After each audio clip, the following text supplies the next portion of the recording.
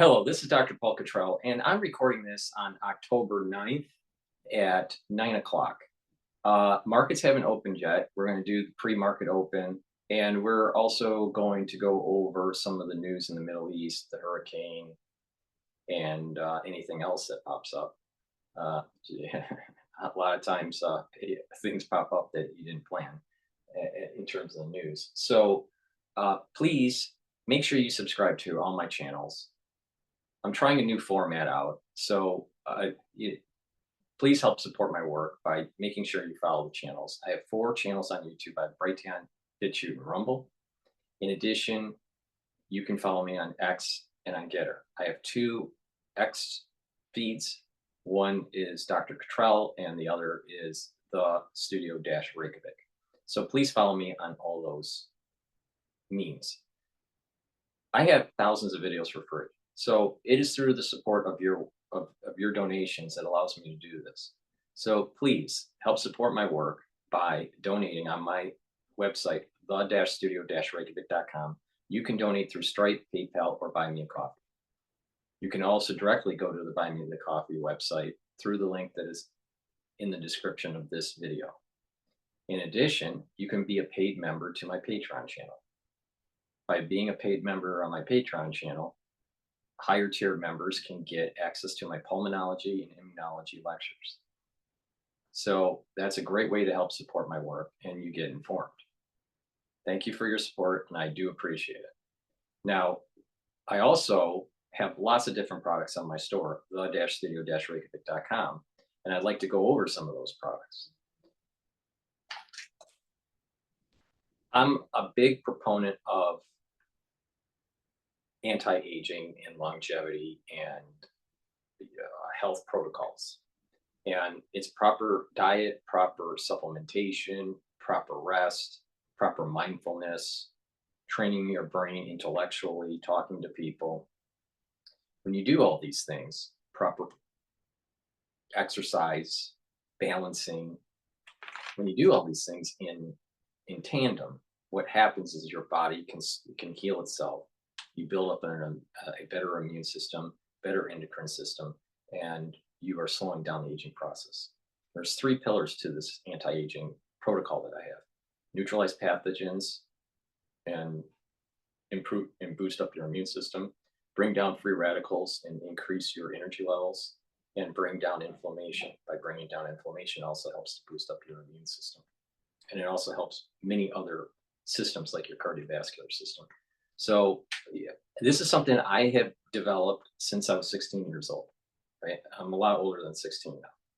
I don't look it, but I'm a lot older than 16.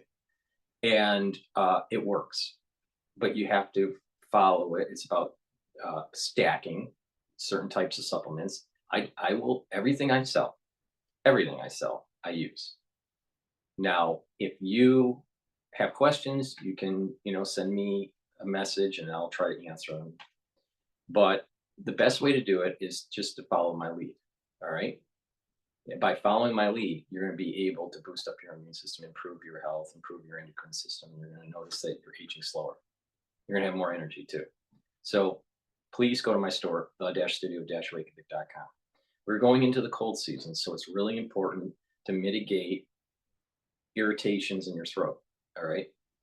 The moment you start having an irritation in your throat, get some lozenges or drops. I have Manuka honey lozenges in a 21 count. And I have blueberry,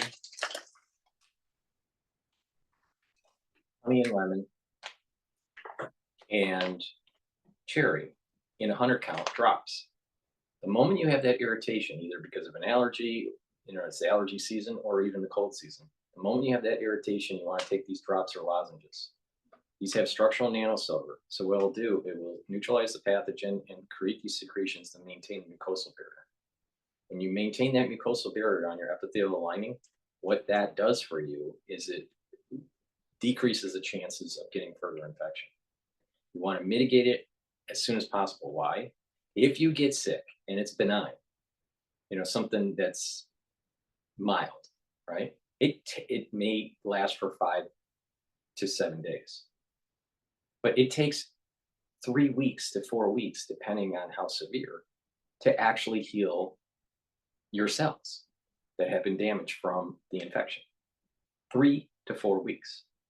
The average person gets 3 infections, 3 colds a year. 3 colds a year on average. Mild. That means that 25% of your year is in heal mode. Infection/heal mode. You've wasted 25% of your year by just healing. And then the rest of the 75% is trying to do other cellular processes in healing. But if it's focused on trying to remodel because of an infection, then the immune system isn't as robust.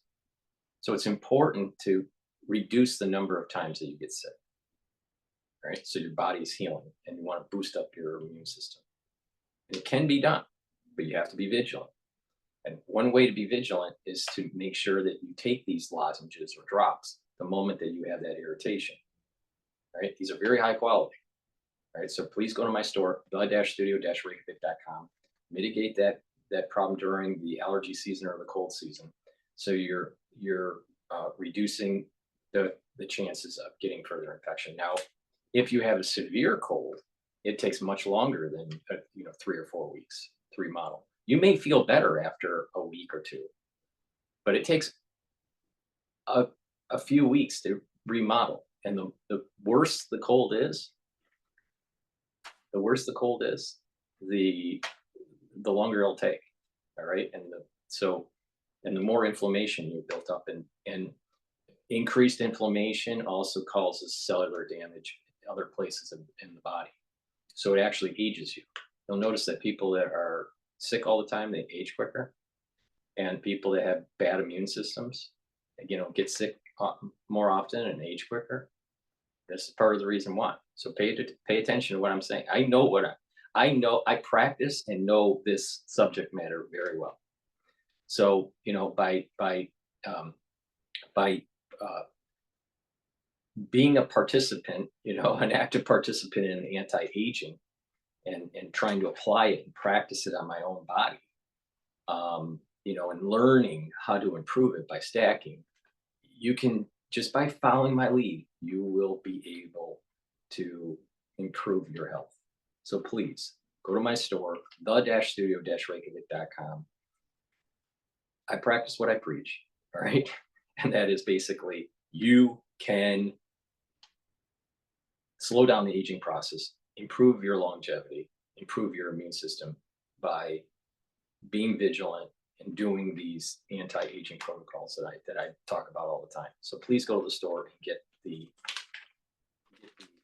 lozenges and drops, all right? Now, I also have toothpaste, structural nano silver toothpaste, whitens your teeth, freshens your breath, helps with the gum line.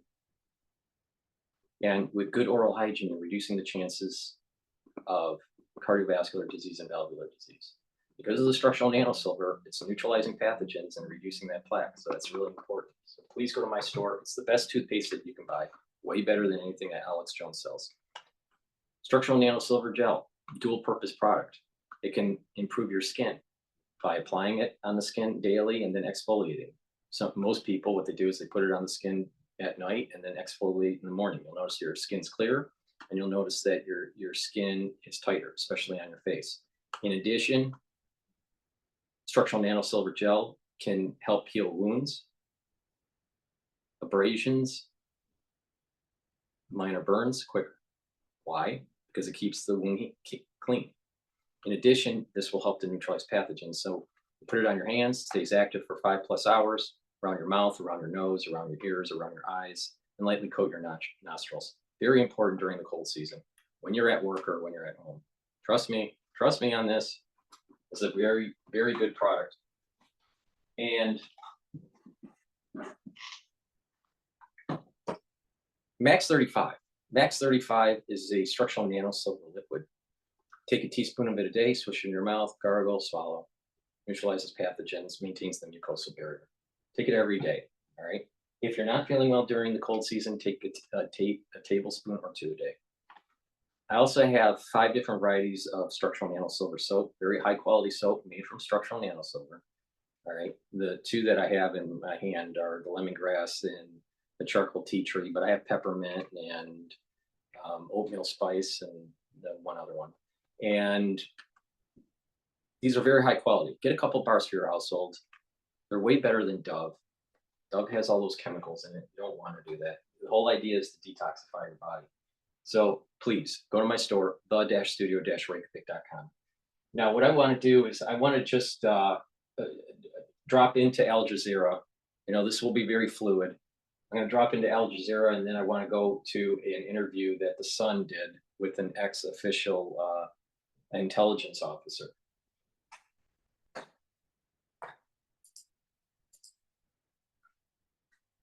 To exist as it does as a Jewish demographic majority, which is predicated on the constant removal of Palestinians. It's a pact that's been made within the international community that the expenditure, that the loss, that the cruelty against Palestinians is a price worth paying. And yet Palestinians again and again, every day, in moments of being pummeled and in moments of rising and resistance, have challenged this Western racist discourse, which is blatantly a colonial one, explaining that is not an equation that is viable, and that Palestinians do exist, that Palestinian life is worthy, and that colonialism is still an illegitimate form of governance. I just want to add something in terms of what the law has to say about this. South Africa, apartheid South Africa, the United States, as well as Portugal during its colonial regime, tried to insist that they had a right to use force against their colonies, and they described it as self-defense, and that has been rejected.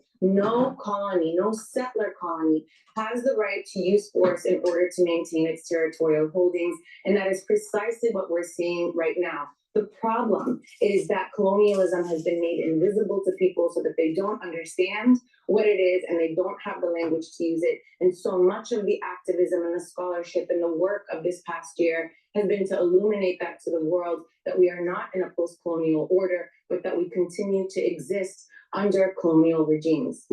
America, obviously the US governments invariably say that it defends, as we were just saying, Israel's right to defend itself against armed groups like Hezbollah and Hamas and Iran as well. At the same time, of course, the number of predominantly Palestinian civilians who are killed in the crossfire rises and rises. We're now at least 42,000 in Gaza. As allegations of complicity in genocide continue to grow and calls for some sort of accountability, how hard does it become for the US to defend itself against those allegations? I think that the US has already shot itself in the foot, exposed itself as not only supporting Israel's genocide against the Palestinian people, but being a primary source of it. This is a US genocide against Palestinians. What we're seeing in the expanding war front is that this is a US war against Arab regimes and across the Middle East, a continuation of what we saw in the illegitimate, illegal attack on Iraq in 2003, aimed at regime change, now continuing into the present under the auspices of self-defense, but which we must understand as colonial aggression. Palestinians have not been killed in brutal crossfire. Palestinians have been targeted. They are the target of the attack. Their destruction is the objective of Israel's operation, as much as has been made clear by their deliberate starvation. Remember many, many moons ago when I kept on saying the ultra-liberal is going to try to do some Westphalian logic for international affairs to try to demonize Israel and its move for the larger border system. But you got to remember, these events that are taking place are not the will of man. These are the will of a higher power. All right. Now you may have different definitions of that name, that Godhead or whatever.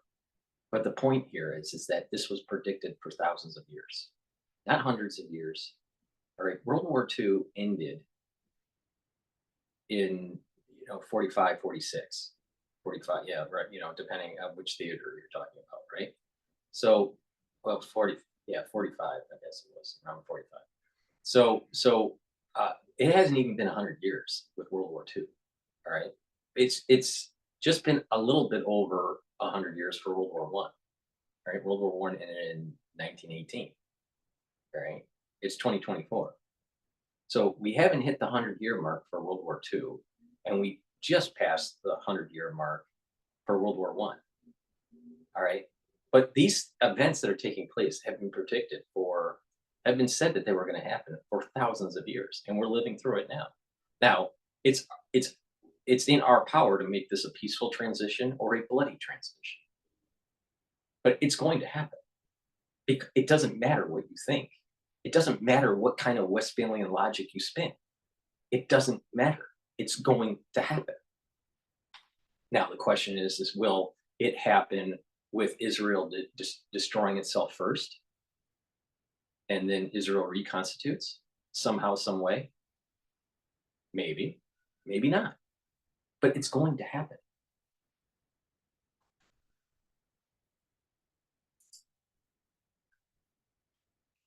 And the attack on the residential buildings, the decapitation of their hospitals so that they cannot even be treated, the denial of safe quarter, the sniping of children twice in the head, as we've been told, and the continuing strangulation. And so the first and primary objective must be to end the genocide and then to exact accountability for it. So when we say never again, it means never again for anybody and not just those who exist within European society.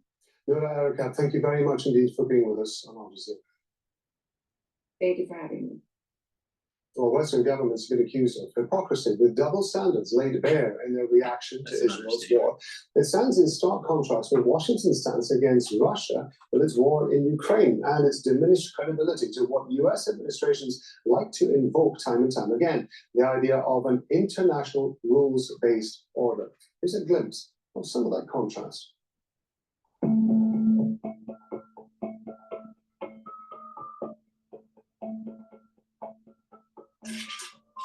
So we have made clear that there have been atrocities committed by Russian forces. We support a range of international investigations into Russia's atrocities in Ukraine, including the one conducted by the ICC. The United States fundamentally rejects the announcement today from the prosecutor of the International Criminal Court that he is applying for arrest warrants for senior Israeli officials together with warrants for Hamas terrorists. I believe most of us share many of the same goals. First and foremost, we want to see an immediate and sustained ceasefire. Those in favor of the draft resolution raise their hand. Abstention.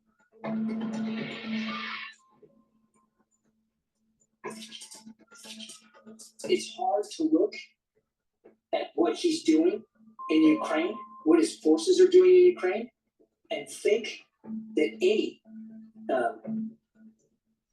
ethical, moral individual could justify that. And being honest about the fact that there have been civilian casualties and that there likely will be more is being honest, because that's what war is. It's brutal, it's ugly, it's messy. I've said that before.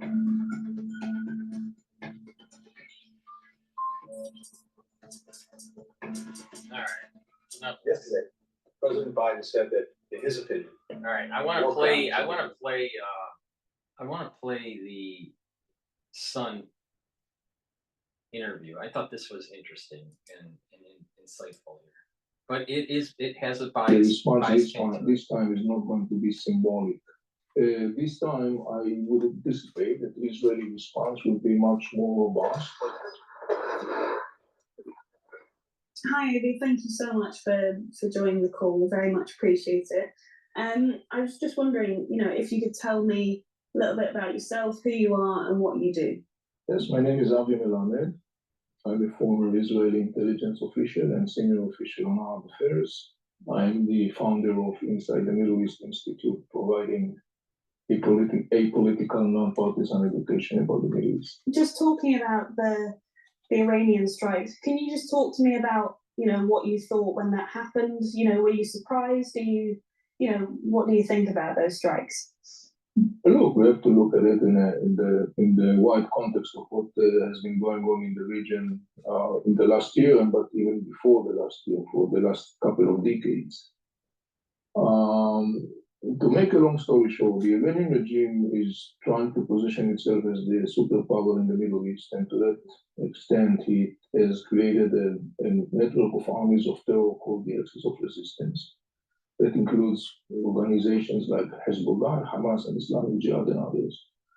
In the last year, following Hamas attack on Israel on October 7, Israel fight back and damage seriously those proxies of the Iranians. For the Iranian regime, this is a bad news. And particularly in the Middle East, and particularly in the last couple of weeks when Israel was smashing Hezbollah, the most significant proxy of the Iranians, to the point the Arab world started to mock Iran and its proxies. Mm-hmm. For the Iranian regime, and like any other player in the Middle East, sometimes the image of deterrence is not less significant than deterrence itself. So at this point, the Iranian regime finds itself in a place where it basically felt that it has to launch this attack in order to try to restore its declining deterrence image. And because for the Iranian regime, if it's going to be viewed as weak, as it's being viewed across the Middle East today, this is something that could endanger the endurance of that regime. Mm. That's their decision to attack. And also, how will Iran be feeling with, Israel deciding to invade Lebanon in order to, attack Hezbollah? Already by now, the Iranians are very embarrassed because what happened to Hezbollah. The elimination of the leader of Hezbollah, Hassan Nasrallah, and all the military commanders of Hezbollah, the sophisticated attack on the beepers, and endlessly attacks of Israel that basically charged Hezbollah heavy prices. For the Iranians, in the discussion in the Middle East, many people in the Middle East are basically saying that Iran has thrown under the bus its proxies, Hamas and Hezbollah. Mm-hmm. For the Iranian, again, in order to try to keep a face in the region and to restore the declining image and deterrence, they need to act to basically try to restore. But the issue is that, ironically speaking, it may result in the counter-productive outcome. And in what way? Because it's very likely that Israel is going to respond to the Iranian attack, and the response this time is not going to be symbolic, as the previous time following the Iranian attack on April 30 on Israel. And this is what a lot of economists and analysts in the oil market and the shipping industry are focused on right now, because it seems that it's possible. A few things are possible on the table here. Israel hits Iran oil fields. All right. Well, that would mean that the Saudis would have to pick up the difference in the oil market. All right. But a lot of that oil is going to China, right? The Iranian oil. So China is going to put some pressure on the United States to solve this problem. In addition, it seems as though Saudi Arabia might be making deals with China. I have to confirm that for oil export. Now, the retaliation could be that Iran mines the straits, so Saudis can't move their oil. Well, then you're talking about, I don't know, 9 million barrels of oil a day, 10 million barrels of oil a day, not being able to feed the international market. And so oil prices will skyrocket. Oil prices will go up, at least short term, with just a strike on the oil fields in Iran. But if the straits are mined or attacked and ships can't get through, oil tankers can't get through, there's going to be major appreciation in the oil market, and the United States is going to have to go in. All right, so right now oil is trading at about 72 something, 72, 73. all right, for WTI, all right. It was trading at 78 just a couple days ago, so it's been going down a little bit. Now, that could be the news coming from China that their economy sucks, right? And their demand for oil is going to be going down. So that's bringing down the price.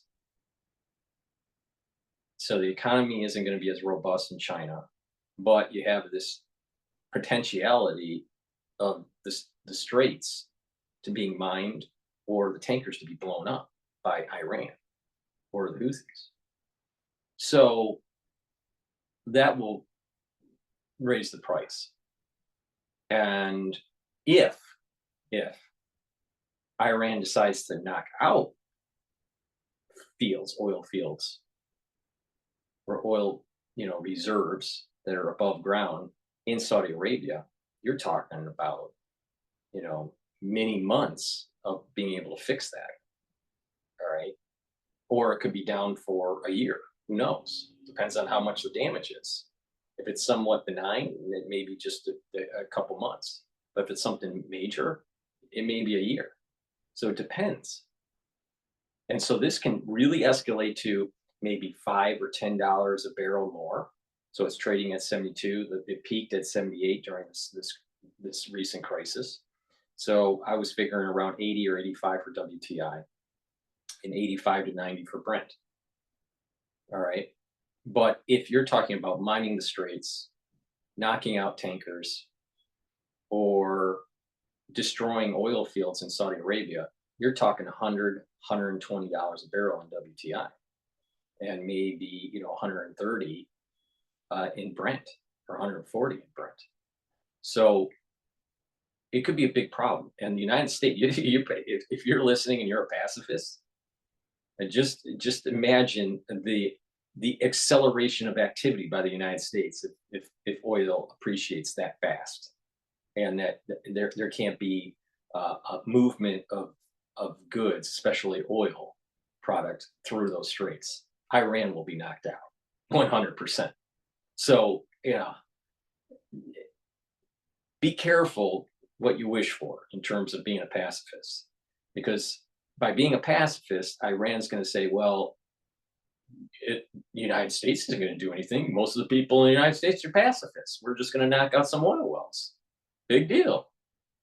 No one's going to hit us. Well, we lost the deterrence. Pacifism leads to enemies feeling emboldened to do things. So you have to make sure that you maintain deterrence. This is a really important international concept. All right. We lose the deterrence factor if we're not willing to engage, and if we allow Iran to go nuclear. So we have to really pay attention to this. Really pay attention to this.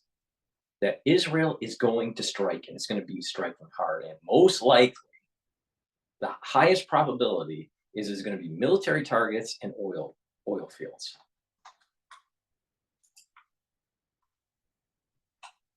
Israel kind of like responded in a very symbolic way. This time, I would anticipate that the Israeli response would be much more robust and much more visible. And for the Iranian regime, the scenario that is very likely to happen, where the whole Middle East will see one day, sometime, the damage that Israel has been inflicting in Iran. When you see it in the Middle East, that has an enormous ripple effect. And so in that sense, I mean, if the Iranian regime is going to be severely attacked by Israel, and it's going to lose strategic assets, and it's going to be very visible and very visual, the meaning of that is that the Iranian regime launched an attack on Israel, hoping to restore its declining deterrence image, but actually what's happened in the end is that it's kind of like coming across as very vulnerable and very weak. Yeah. And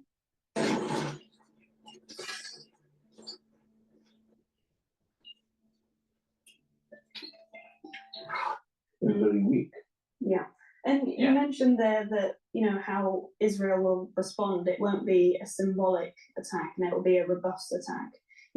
Analysts have been talking today about how Israel might strike, Iran's oil fields, that kind of thing. But also I've been speaking to other experts yesterday about how Israel could potentially launch attacks on Iran's nuclear sites, before they actually create enough uranium and weaponry to actually it's below ground make now. a nuclear It's above bomb. ground, yes. So do you, when you say that Israel could respond, could they could they attack their nuclear sites? Well, look, I assume that from a military perspective, such capacities exist. Again, but I don't necessarily think that that will be the target. I think that the Israeli response clearly is going to be coordinated with the United States. And I think that the United States totally understand the need to respond fiercely. However, the United States, I would say, would not like to see an attack on Iran's nuclear facilities or Iran's oil facilities. So I don't think that that will be the target of the upcoming Israeli attack. Right, okay. And I mean, what would they be striking then if Israel does launch an attack on Iran? What will they be focusing on? Well, first, you can clearly expect that differently from the Iranian attack that is totally indiscriminately targeting cities and civilians, you could definitely be sure that the Israeli attack will be very much pinpoint. And it will focus on very clear, legitimate targets, such, for example, military bases,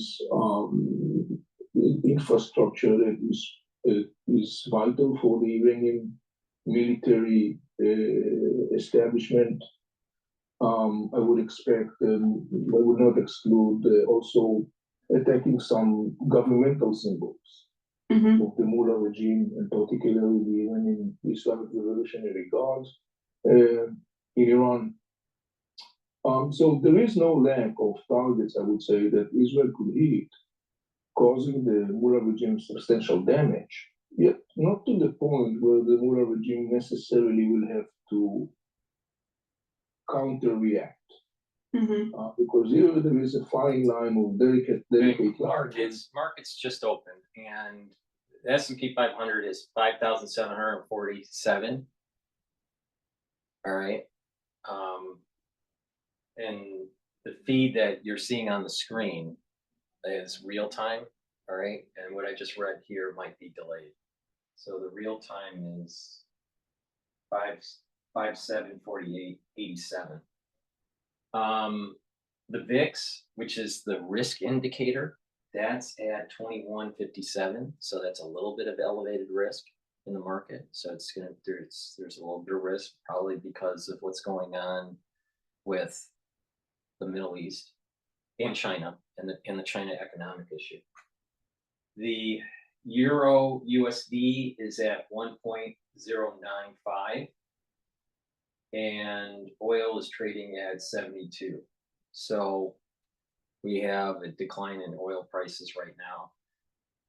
Now, let's continue with the Sun interview here. To the United States and also to Israel and the region that an Israeli response is inevitable. It should take place.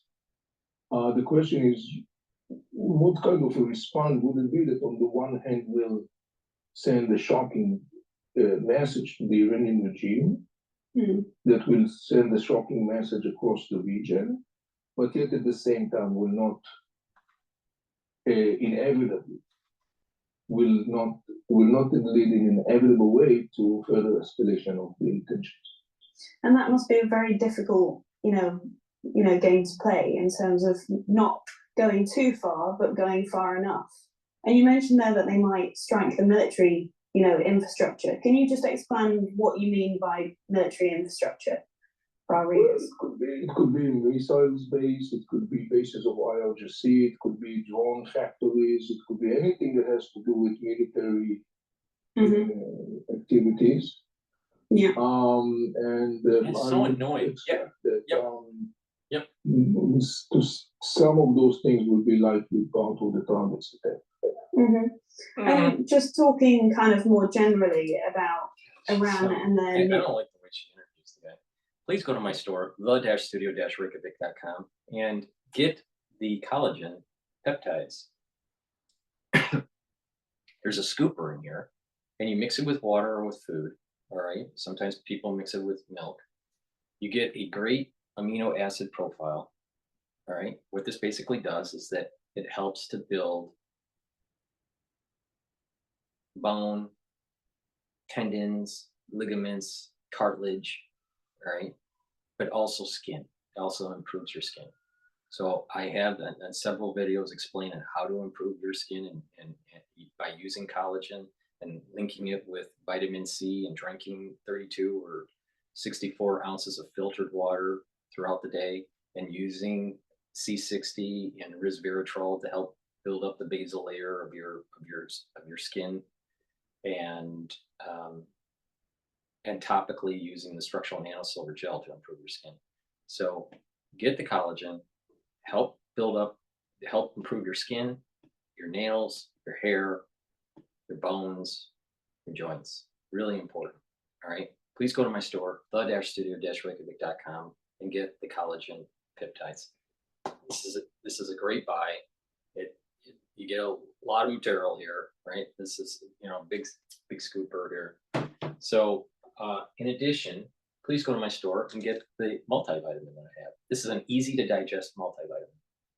Why do you need to take a multivitamin on top of other supplements? Is because with a multivitamin, you're going to get the vitamins that you need that are cofactors for enzymes. So you have enzymes in your cells, and there are minerals and vitamins that those enzymes need as cofactors to be able to have the right conformation so they can do their process properly and efficiently in the cell.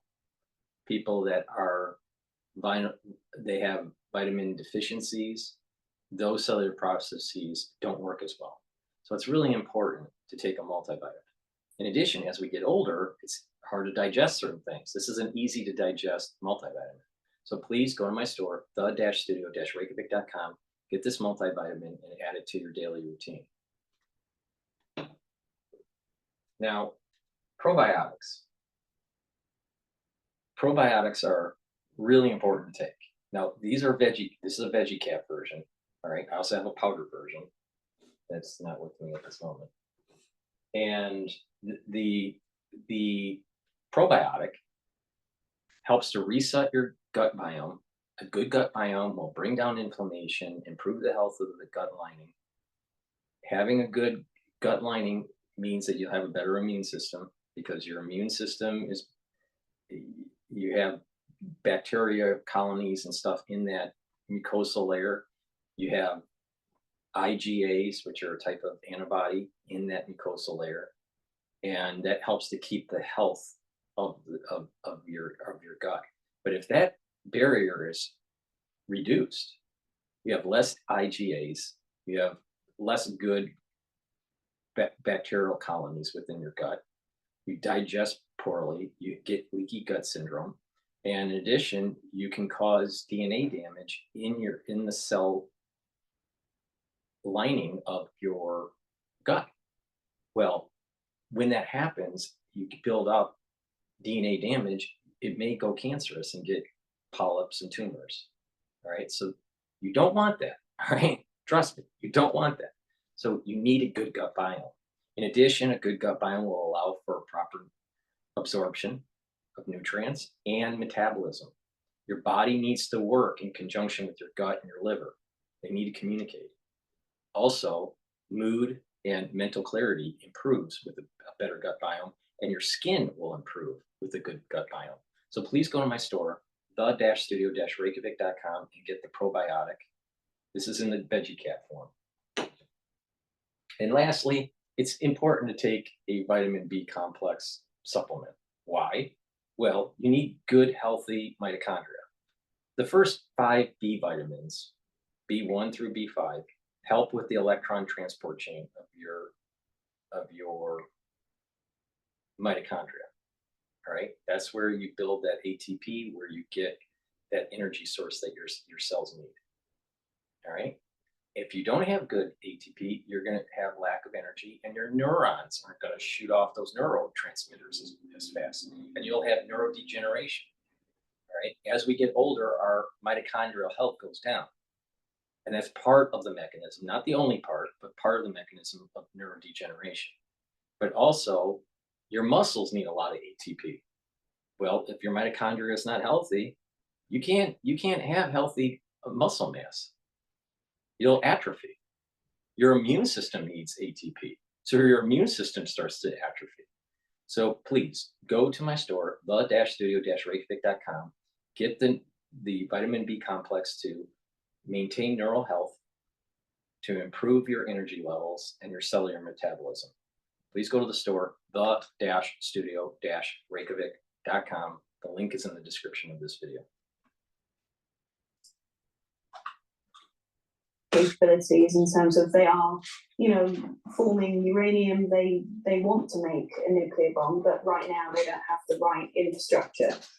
But what would happen if Iran, if Israel got intelligence that Iran was about to make an Iranian nuclear weapon? Would it be then that they, could strike nuclear bases?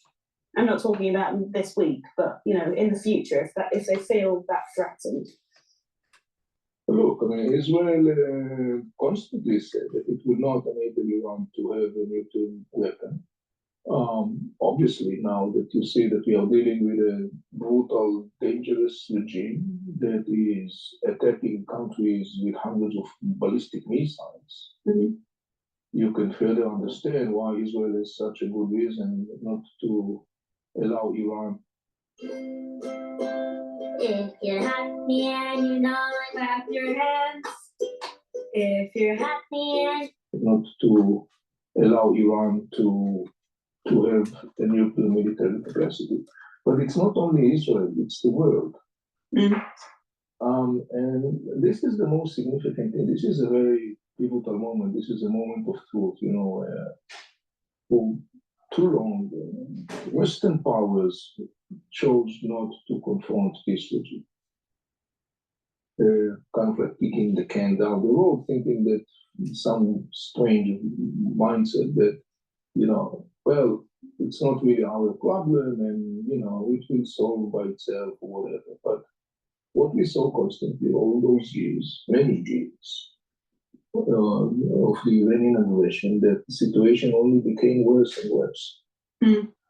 And it goes back to a very simple lesson that, every person that still has functioning mind knows if you don't deal with a bully when it's little, you will have to deal with the bully when it's big.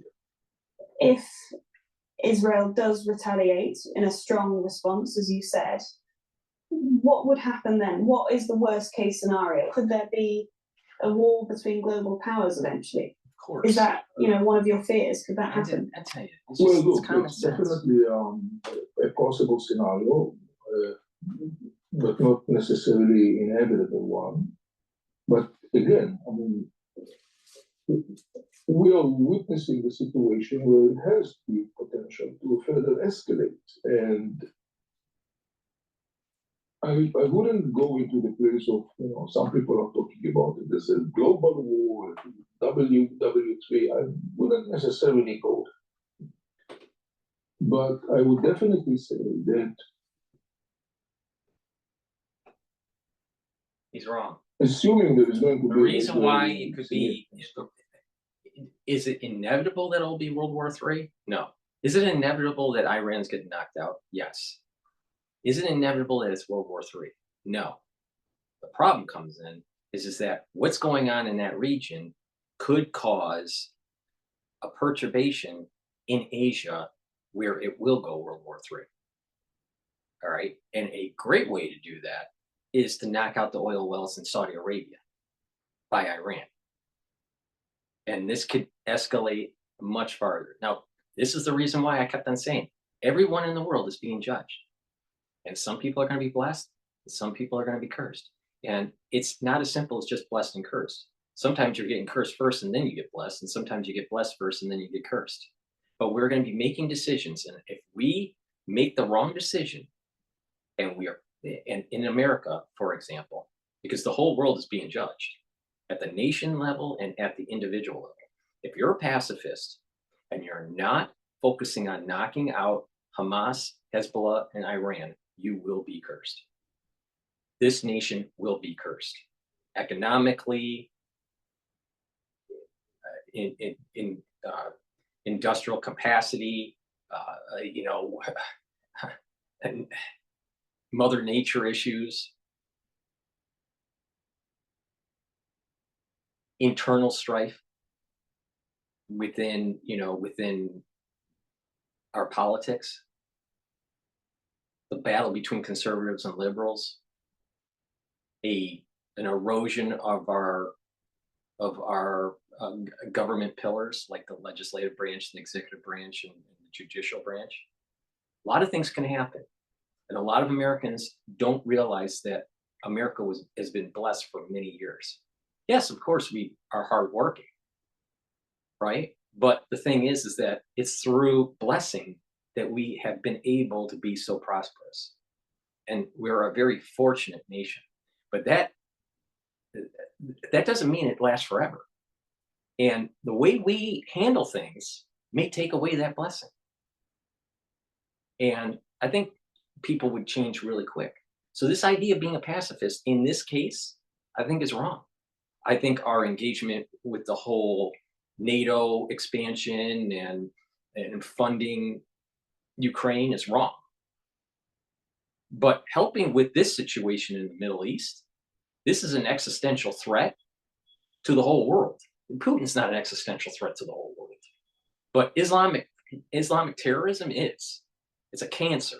And it's been a cancer for a long time, going way back to Saladin, and the Crusades. So we need to wake up here. And this can boil into Asia. And that I have explained many a time that if this event boils into Asia, or Xi feels as though he needs to make his move on Taiwan and try to push back the hegemonic power of the US naval fleet, you're talking about World War III. That's World War III right there. So that's why people need to start focusing. And I said this in 2020. I said that the whole issue that happened in 2020 may embolden in 2025 President Xi to make his move. And we're just looking at conventional warfare right now. Just imagine what happens with unconventional warfare: biologics, chemical, radiological, maybe even weather. Who knows? Response. Then the ball will be at the court of the language.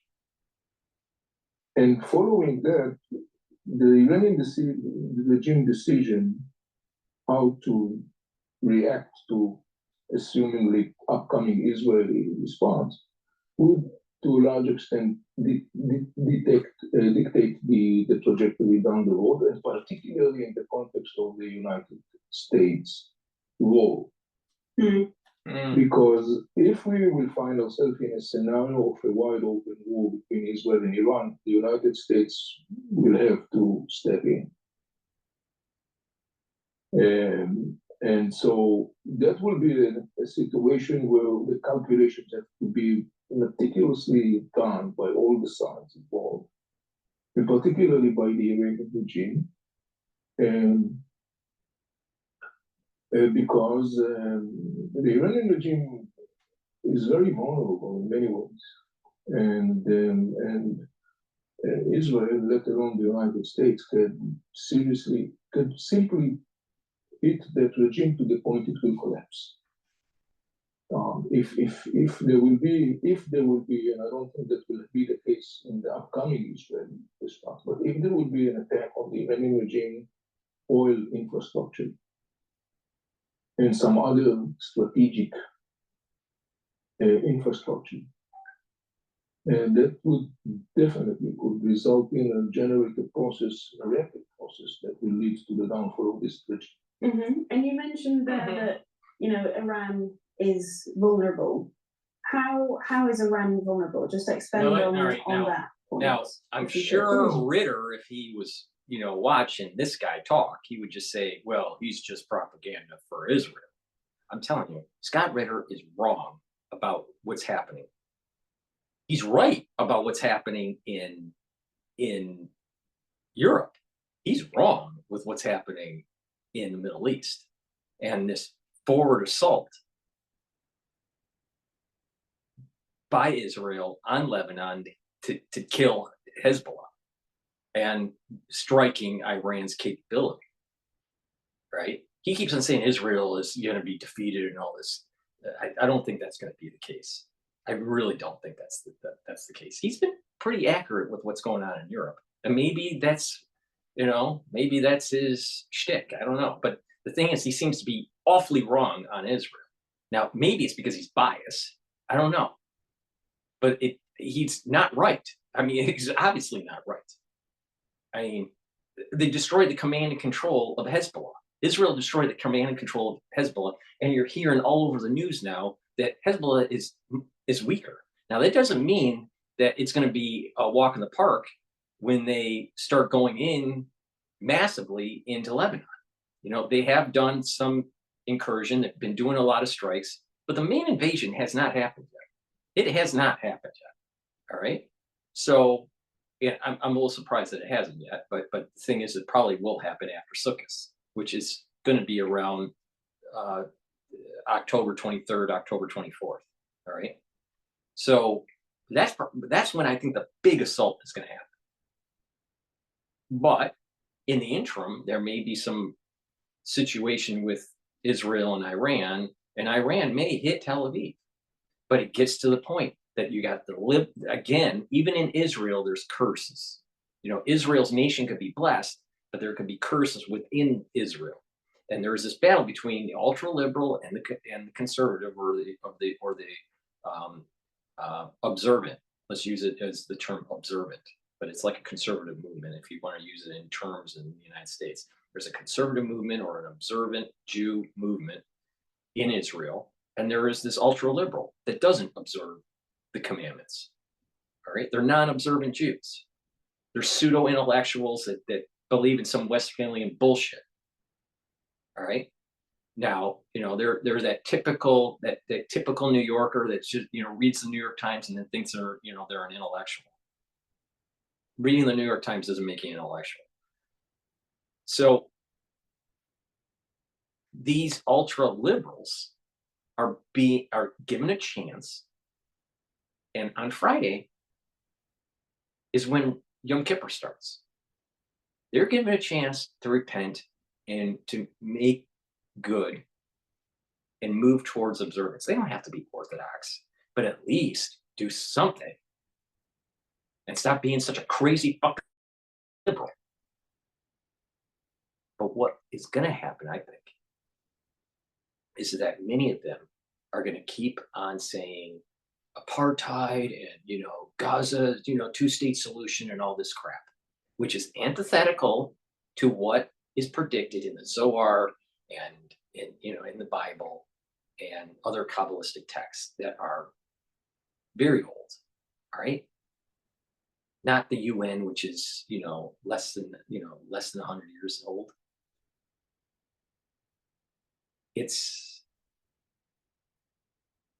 These texts are where it's at. All right. They're telling you what's going to happen. Now, it doesn't give you like the exact detail. Again, Israel may be cursed to the point where it's actually absolutely destroyed.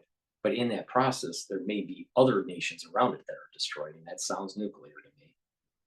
All right. And that maybe that whole region reconstitutes where Ishmael and Isaac rebuild the region. You know, and it goes to those biblical times. Maybe there needs to be a major purge of the people in all of the nations, including Israel, for this to happen. I don't know. I do know this, that Israeli borders are going to the biblical time borders. That's going to happen. No doubt in my mind. Now, it seems that what Netanyahu is doing is going to lead to a larger conflict in that region that will bring other nations involved, the United States involved, and it'll change the power dynamic in that region, where there will be a larger border system that goes back to what is circumscribed in Numbers in Ezekiel. And then you're talking about bringing down the Dome of the Rock and rebuilding the temple. Now, that doesn't mean it's going to happen tomorrow, but it may happen in 10 years, 20 years, 30 years. This is a step process. And we're not sure if there's going to be a nuclear exchange, which is possible. So maybe there's a nuclear exchange, and 50 years or 100 years later, there's a reconstitution of Saudi Arabia and Israel. Who knows? But a nuclear detonation in a major oil region causes a big problem. All right, because it's really going to be hard to put gasoline in your car. All right, the whole dynamic of the world is going to change, totally change. So was it better to be a pacifist, or was it better to be proactive and knock out Iran, Hezbollah, and Hamas? Now do you understand the wisdom of the Rebbe? Because what the Rebbe told Netanyahu in the early 80s, what not to do to be successful, is what Israel did. They didn't follow. Hold on, I gotta plug this in. They didn't follow what the Rebbe warned them. They didn't follow in the 80s, the 90s, the 2000s, the 2010s, the 2020s, and they failed. Now they have a chance.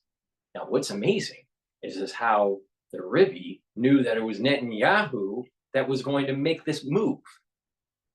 Yet he talked to him when he was a UN representative in the early 80s. Now, figure that one out. You're talking about someone that saw something happen 40 years before it happened. Now, do you think Ritter is more accurate, or do you think the Rebbe is more accurate? Because I'm pretty sure the Rebbe is much smarter than Ritter.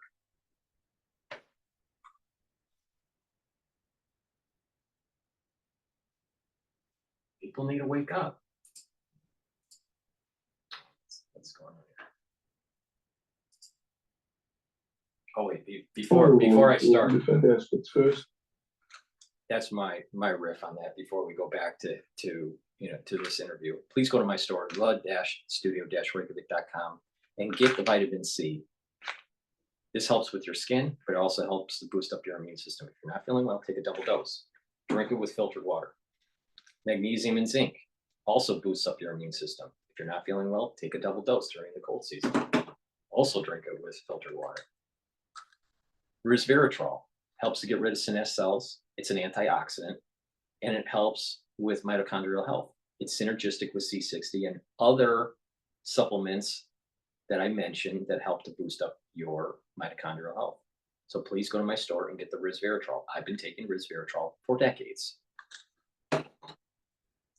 Omega-3. This is a dual purpose product. How? It'll bring down your LDL and HDL levels. It'll bring down your HDL levels and it'll bring down your LDL levels, and I'm tired. It'll bring down your LDL levels and increase your HDL levels. All right, so omega-3 will improve your lipid profile, brings down your bad cholesterol, increases your good cholesterol. All right. Omega-3 also helps to prevent your red blood cells from sticking. All right. That means that you're reducing clots. And people have clot problems, especially in the aftershock of 2020. All right. So if you listen to me, I'll navigate you through the problem. I'm good at this. All right. I'm very accurate and very comprehensive on this. So please go to my store, the-studio-reykjavik.com, bring down your LDL levels, increase your HDL levels, and prevent those red blood cells from oversticking. All right. So please go to my store, the-studio-reykjavik.com, and get the omega-3. This is synergistic with nattokinase, and I'll talk about nattokinase in a few minutes. It's totally dependent upon its oil revenues. Second, Iran is a semi-arid country.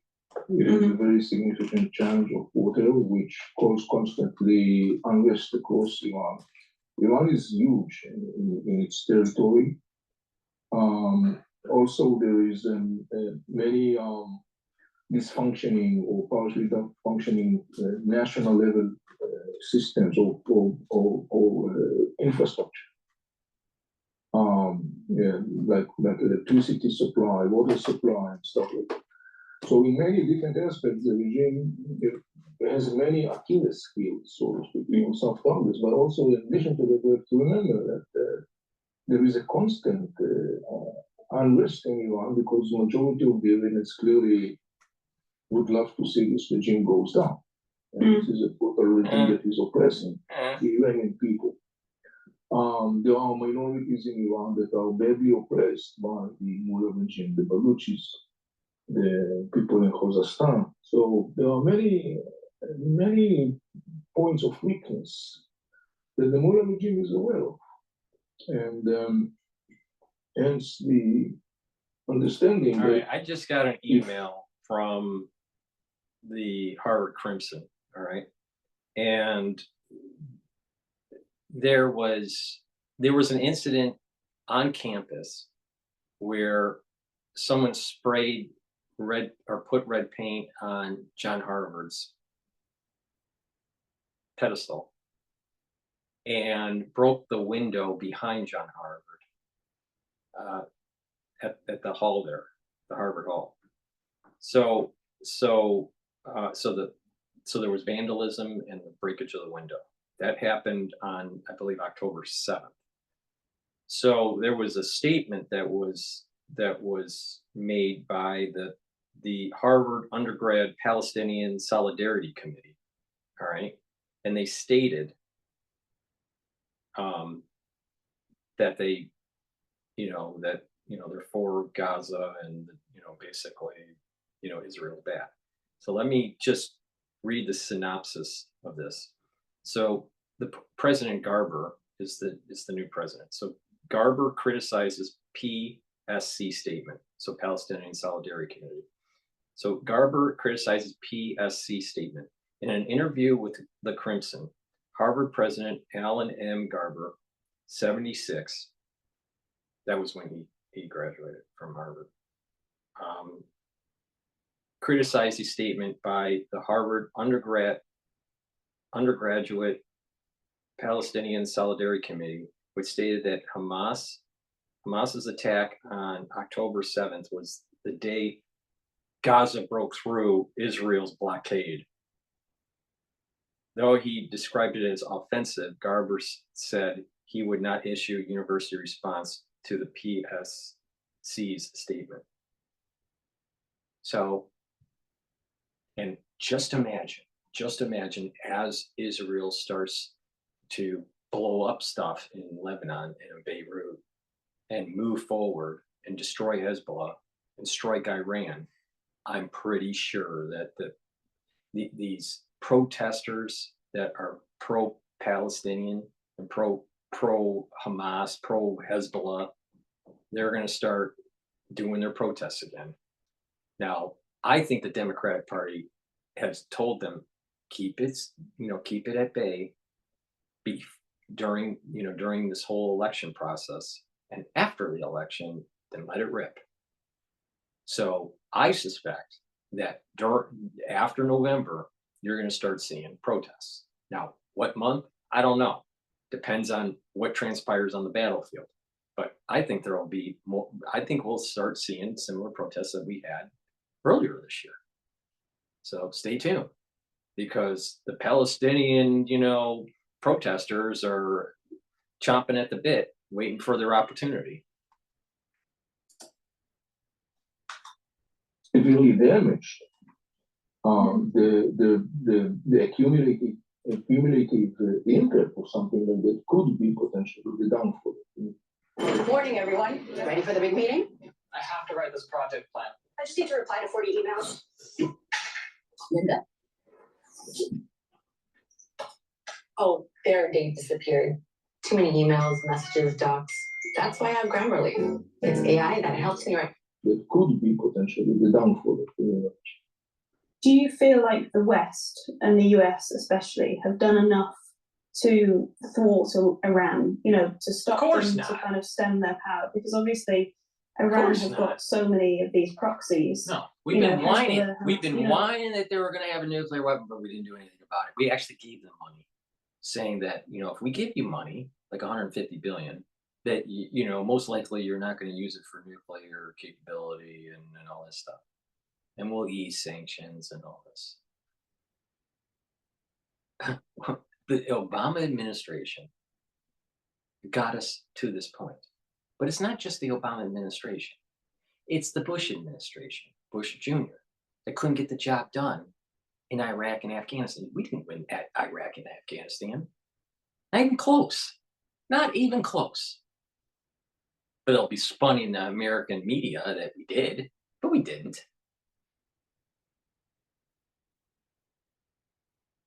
Look at what with Clinton. He was weak. He was weak when it came to using the military. Bill Clinton. Now, take a look at George Bush Sr.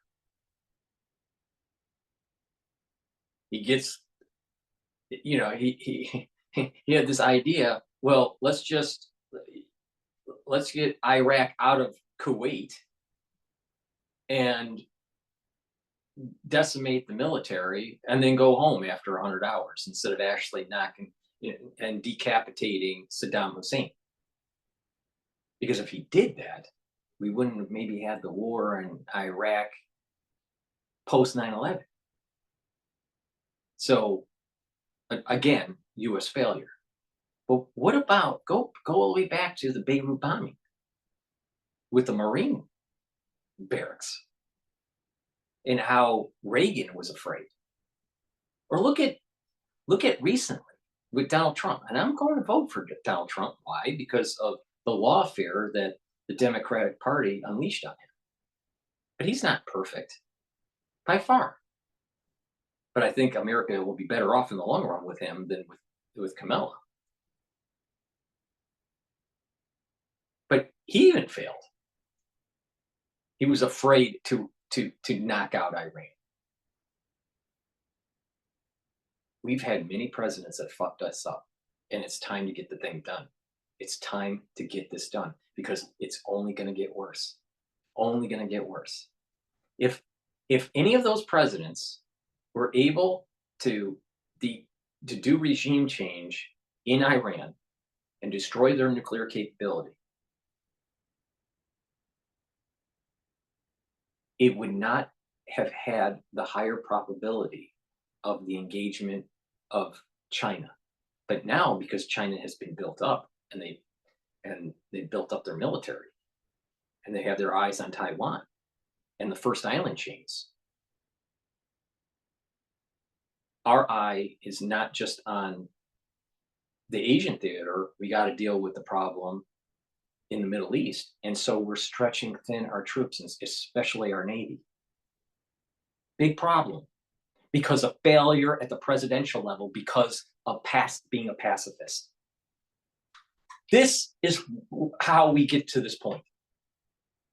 And this is why the Ribby said, don't be afraid, don't be hubris, and don't listen to the international community and get the fucking job done. Now, I'm sure he didn't say get the fucking job done. But the point here is that that's the only way out of this. Talking and being a pacifist is not going to get the job done. Pretending you're some sort of pseudo-intellectual and you're going to, try to spin it that Israelis are losing on the battlefield and that, the reality of the situation, war is hell for everybody, and there's going to be people that die, and there's going to be collateral damage, and it's going to be inflationary, and things get blown up.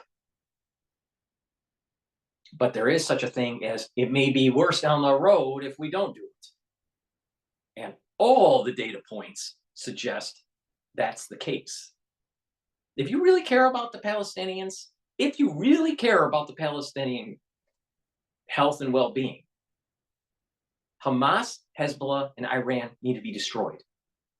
Because unfortunately, the Palestinians have been held hostage by the PLO and its manifestations in Hamas.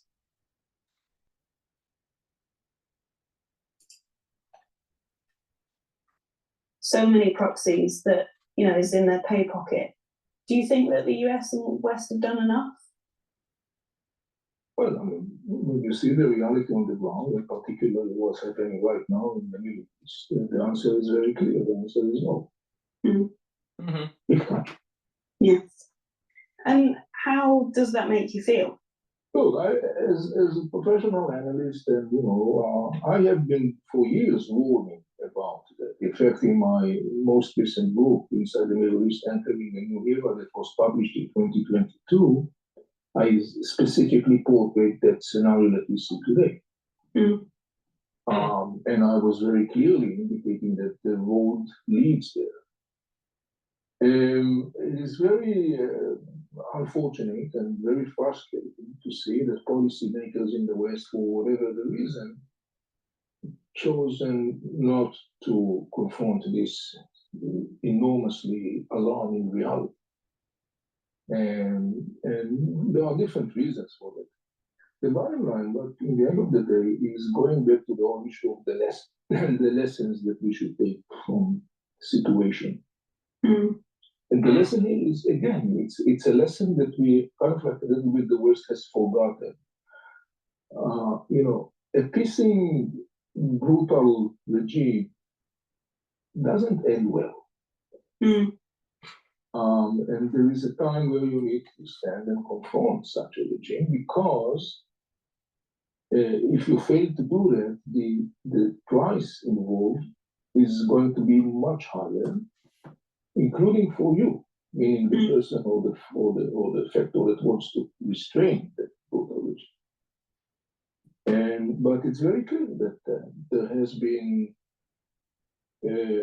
unwillingness of Western power to seriously confront them. And when you say confront the regime, what actually needs to be done?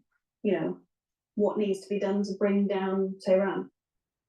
There should be a very tight sanctions with no alleviation or any concession of any sort. Tightening sanctions, suffocating sanctions, non-compromising diplomatic boycott all across the board in every possible aspect.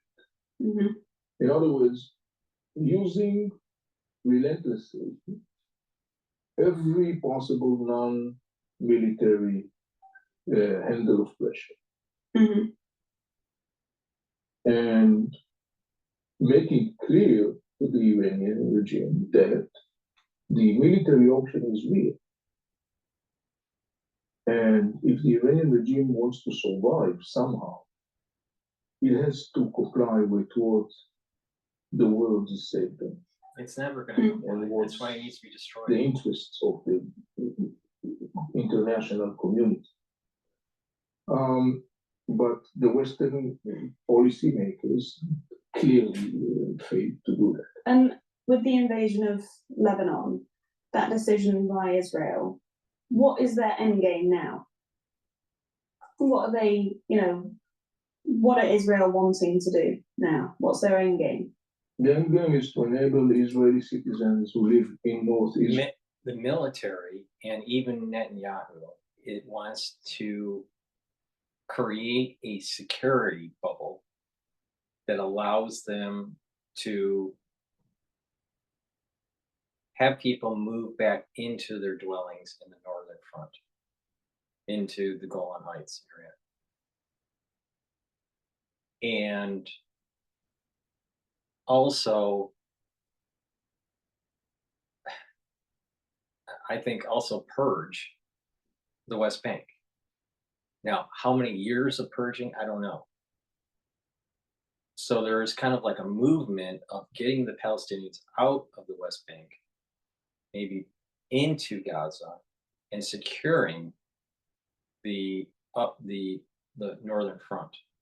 Now, the northern front, securing the northern front, if Hezbollah and Hamas is destroyed, and Iran doesn't have a long arm proxy, so Israel most likely needs to also knock out the Houthis. And again, the Yemenites are not friends with the Saudis. The Saudis don't like Yemen, so they're probably, the Saudis might get involved in this. So the point here is that Israel is moving for to neutralize the ability of Hamas and Hezbollah to shoot the rockets.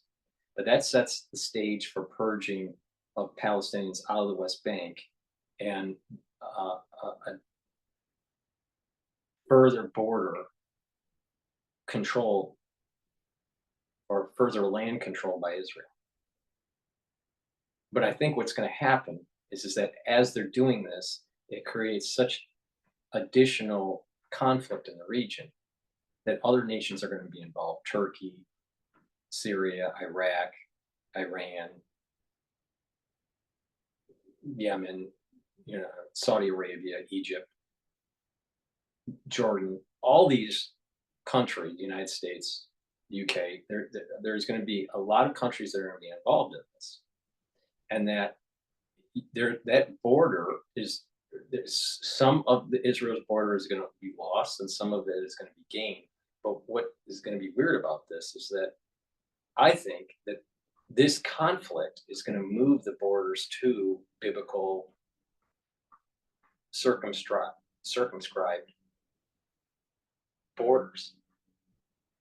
That these borders, these modern borders that we have, are going to actually snap to, emerge, move towards biblical borders. That means some land is actually going to be lost by Israel, and a lot of land gained by Israel.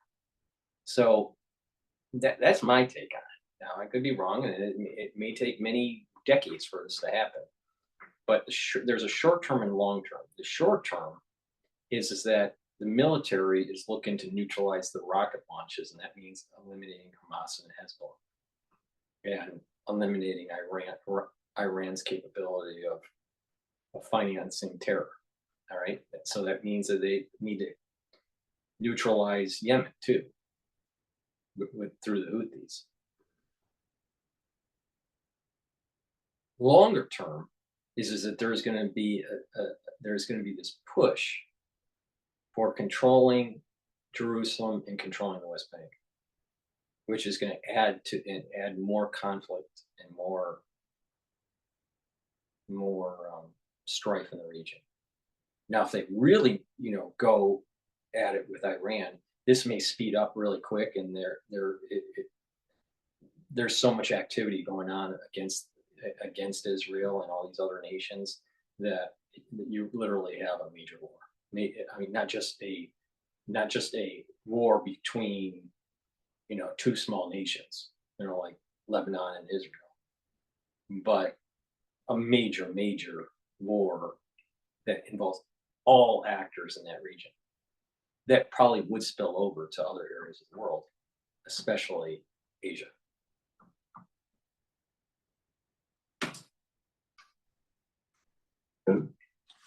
To be able to go back to their homes and live their life like normal people.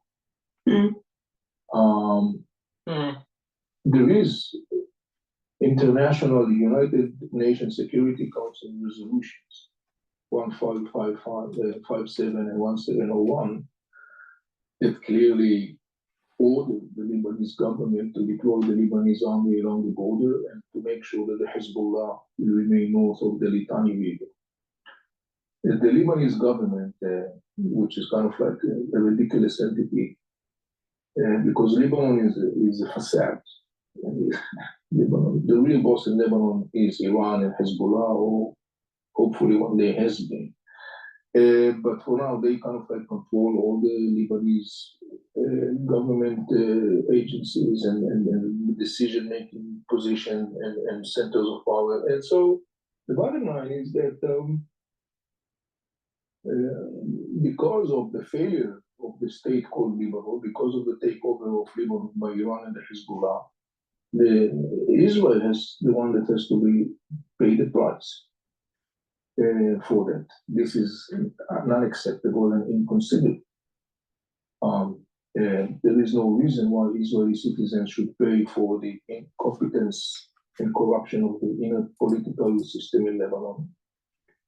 And if that system cannot make sure that its neighbor from the south, namely Israel, will have the right to live calmly and peacefully, then Israel has to act in order to make it happen. So the end goal here is very clear.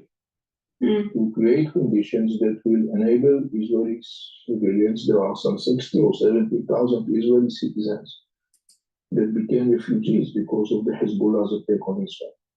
And to enable those people to go back to their homes, to their communities, to restore their lives, and so on. And the only way to do that, since, as I said before, no one is imposing resolutions of the Security Council, Israel has no other choice but to do it itself. And it has to be done militarily because there is no other. How will Hezbollah be feeling, since the invasion of Lebanon? Look, the Hezbollah now in a very dire situation. It has been severely beaten. For many years, the Hezbollah basically built itself not only as a Lebanese superpower, but as a regional superpower. The Hezbollah is involved in other arenas, in Syria, in Iraq, in Yemen. It became the cornerstone of the Iranian regime. This is why this whole web of Islamic terror, and and the seeds of it are in the PLO. It's in Arafat and all this stuff. The sad thing is Sharon could have killed Arafat on the battlefield, and he didn't. He let him go, and there wouldn't be a PLO. And so here again, and it says in the Bible that people try to, people don't finish the job, and then it comes back to haunt them. And we're living through it right now. If Sharon killed the Arafat on the battlefield back in the 60s, they wouldn't have had this fucking problem.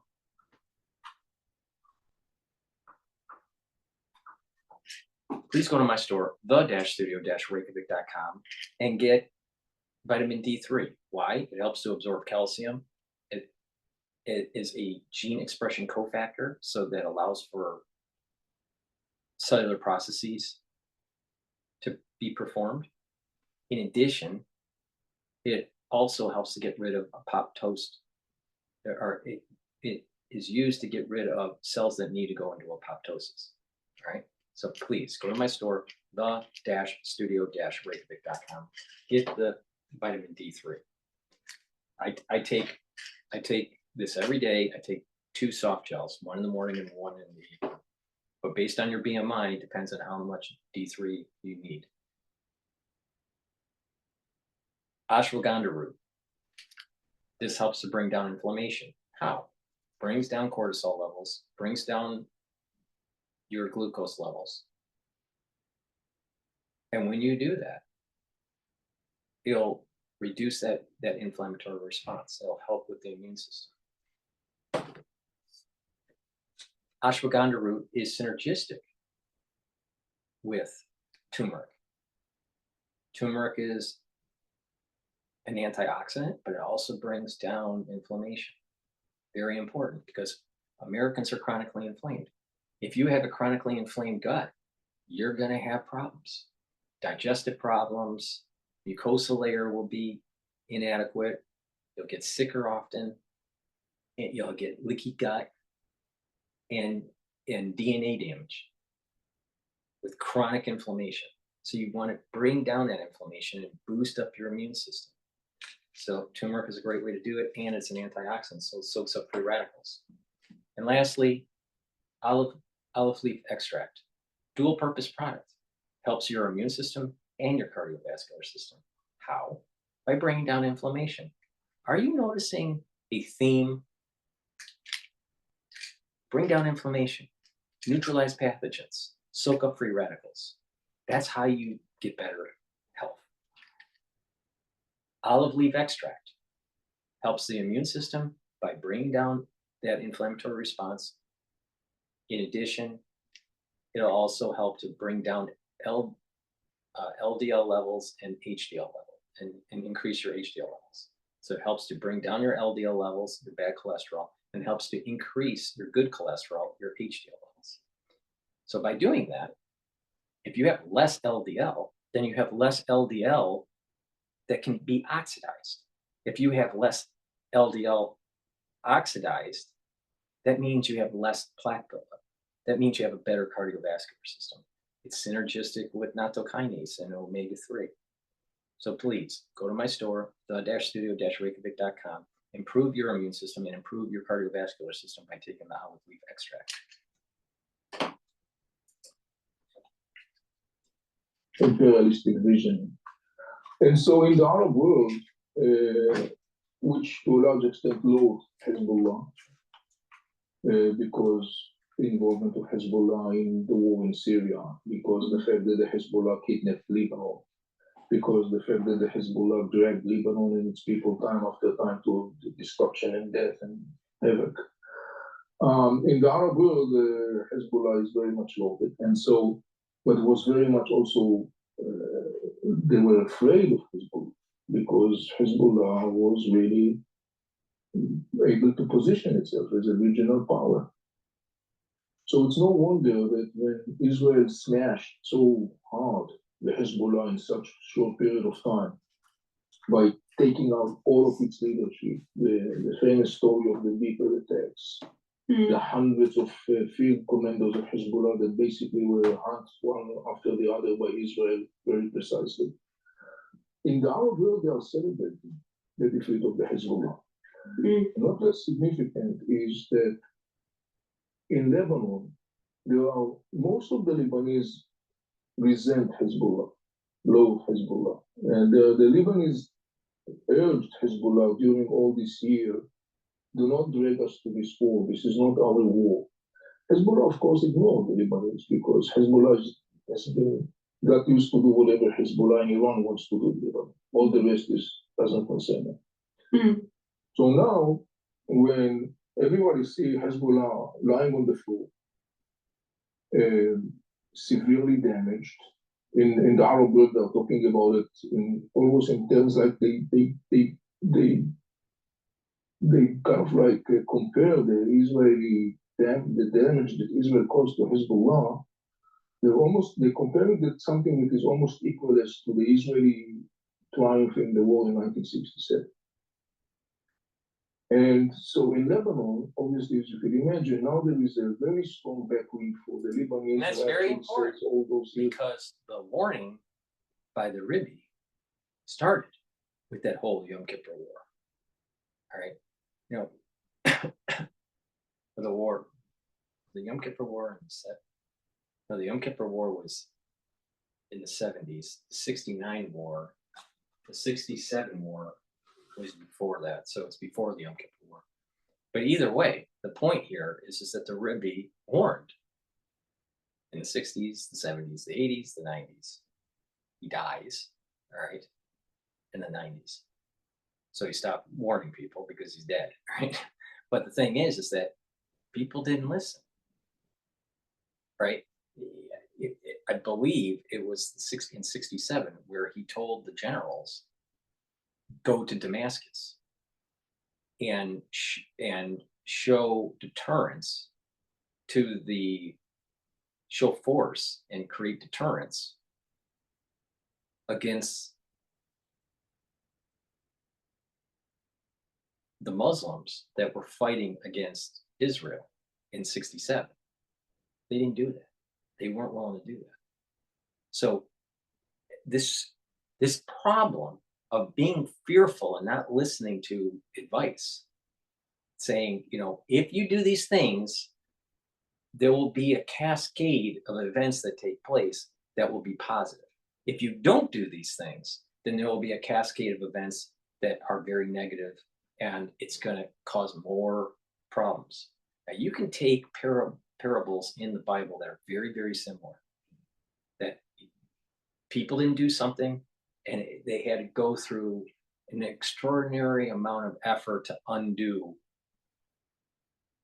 and it cost much more time, money, effort, people's lives, everything, right?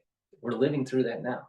There were things that were supposed to take place in 67 that didn't take place, even though Israel was victorious.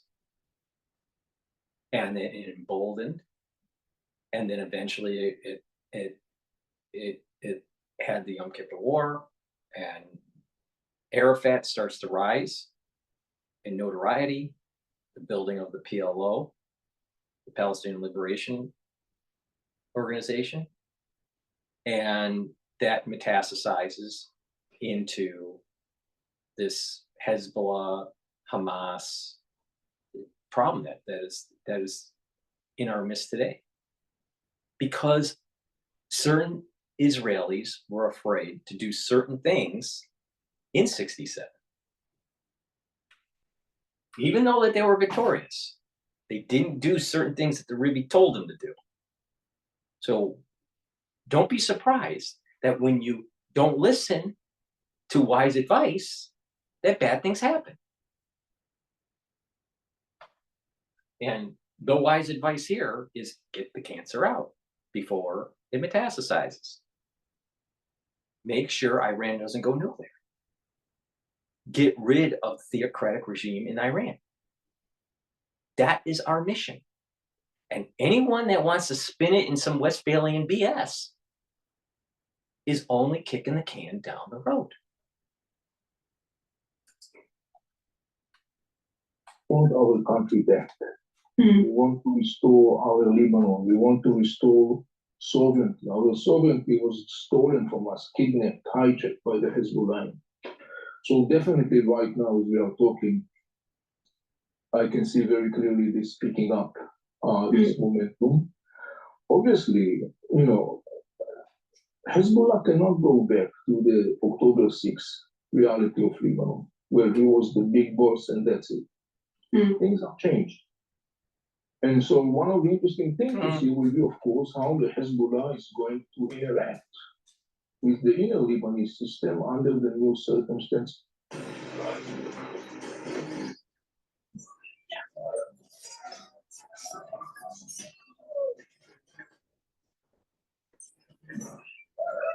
System under the new circumstances following his agonizing defeat. This is one of the major things to follow, because this thing has also a major ripples effect when you look at other arenas like Syria, the borders, Lebanon, also the Iraqi arenas. Because in those arenas, as you may recall, there are locals who actually are very resentful and, you know, rejecting the Iranian interference or the Iranian rule. For example, in Syria right now, and not in it's not a coincidence. One of the things that I've noticed is that now there is some sort of like momentum of the Syrian rebels that are saying now that the Hezbollah has been defeated, now it's our time to resume in a large volume the war against the Iranian proxies in Syria and against Assad regime. Assad himself, interesting enough, is totally silent vis-a-vis what happened to Hezbollah. Even though the Hezbollah was the one of the major factors that actually, at the end of the day, saved Assad rule. And that's really interesting what you just said, how with Hezbollah on the back foot now, where Israel has kind of, you know, gone in with this strong hand, and that actually could mean that, you know, the proxies are turning against Iran itself. So that could, you know, could this be, you know, the beginning of a new age almost of you know, these these proxies turning against Iran? Well, no, it's not that the proxies are turning against Iran, but basically what it does is that it's because of the fact that two major proxies of Iran, Hezbollah and Hamas, are so severely beaten, and particularly the defeat of Hamas, of Hezbollah. The outcome of that is that it gives a momentum and a backwind to existing voices and factors in the arenas that are controlled by Iran, namely Lebanon and Syria and Iraq. These are factors that are basically constantly reject the Iranian intervention. And so now with the weakening of the axis of resistance following the major blow that Israel caused Hezbollah and Hamas, and the declining image of the Iranian This deterrence, is why it's very possible that mercenaries, you know, special forces to hire, kind of, you know, like Blackwater, get involved and work with the Lebanese military to do a two-front offensive against Hezbollah. So it's the Israelis and the Lebanese army. Now, it's a theory. It's maybe on the table to actually implement. Who knows? I heard that they're trying to push people away from the coastal area. So it sounds like Israel wants to do a sea invasion by sea, and also a land invasion from the south. So it's going to be a two-front war. But I wouldn't be surprised that mercenaries get involved in this to try to bolster up the Lebanese army, because the Lebanese army and Hezbollah are two different things. And this is why it's complicated in Lebanon, that Hezbollah has taken over the Lebanese people, just like Hamas took over the people of the Palestinians, right? And Hamas and Hezbollah are offshoots from this whole PLO crap with Arafat.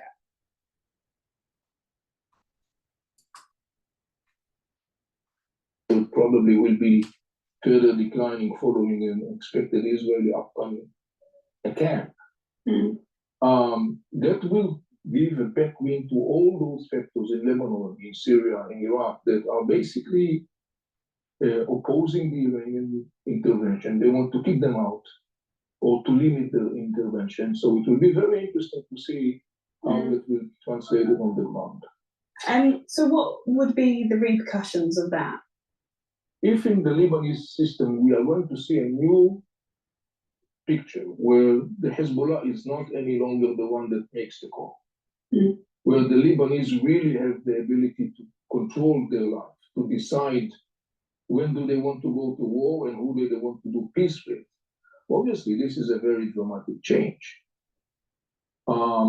Syria, if the rebels are going to resume massive attack against the Iranian-backed proxies, and if Assad will decide that maybe this is the time to start detaching himself more and more from the Iranian hug, a process that, by the way, already exists, and turn to the Arab world, who basically rehabilitated Assad, but up until now did not translate this rehabilitation into financial investment as Assad was hoping, because the Arab world is still waiting for Assad to detach itself from the Iranians. That could be another significant development. In other words, if all those things are going to happen and are going to result in increasing pressure on the Iranians and their proxies, the meaning of that is that the diminishing ability of the Iranians and the proxies to continue to dictate the radical agenda as they have been able to do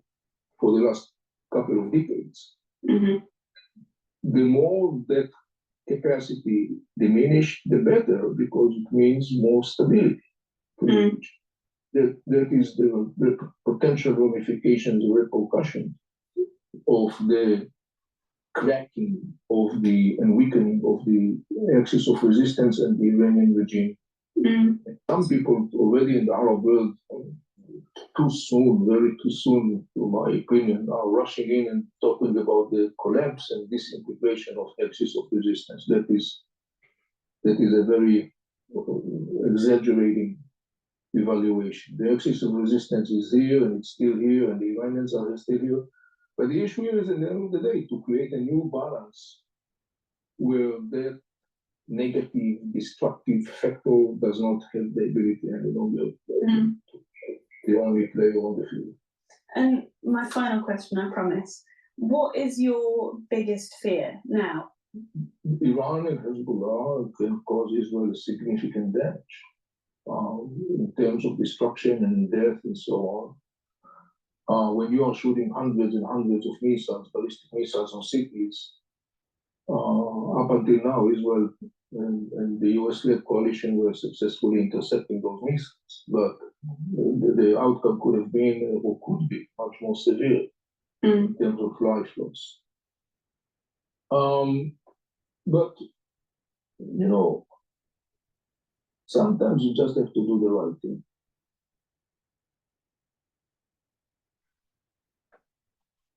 Warning, don't believe the AI trading hype until you watch this entire video. Hi, I'm Lane Mendelsohn. I'm the president of Vantage Point AI. All right, so that I thought that was a good interview, but she was annoying with her. Please go to my store, the-studio-reykjavik.com. Get the digestive enzyme complex. Why? It breaks up carbohydrates, lipids, and proteins. This puts less stress on your pancreas. Right? As we get older, we have our pancreas not as active, it's not as robust, and it needs a little bit of help. So digestive enzymes are enzymes that'll break up enzymes that the pancreas would have made, like to break up carbohydrates or proteins or lipids. All right. So when you do this, when you take this, you're putting less stress on your pancreas, but you're helping with the absorption. Now, if you work out, this will, by taking this, especially if you're an athlete or semi-pro athlete or bodybuilder, but if you work out, you'll recover quicker by taking the digestive enzyme complex, because you're breaking up the nutrients you need to fuel your muscles again. So please go to my store, the-studio-reykjavik.com, and get the digestive enzyme complex so you put less stress on your pancreas. And in addition, it has bromelain in it. That's fibrinolytic, so it'll help to break up clots. And because of its proteolytic, it will break up glycoproteins. Now, this was important to take during the 2020 crisis. Why? Because it breaks up proteins and it's fibrinolytic. Now, do you understand why I kept on saying follow the protocol when you were going through the crisis, in the aftershock of the crisis? So please go to my store, the-studio-reykjavik.com, and get the digestive enzyme complex. Lignans helps to boost up your immune system. How? By lowering inflammation, and it's antioxidant. In addition, it also helps with hormonal health for males and females. Our endocrine system and our immune system are disrupted because of our daily life and the aftershock from the 2020 crisis. We need to boost up our immune system. Take lignans every day. It's a powder. You mix it with food or with water, filtered water. Take it every day. There's a little scooper in here, and you just take it with your food once a day. Good night formula. Really important to get 3 cycles of REM sleep and deep sleep so you consolidate memory, detoxify your body, and be well rested.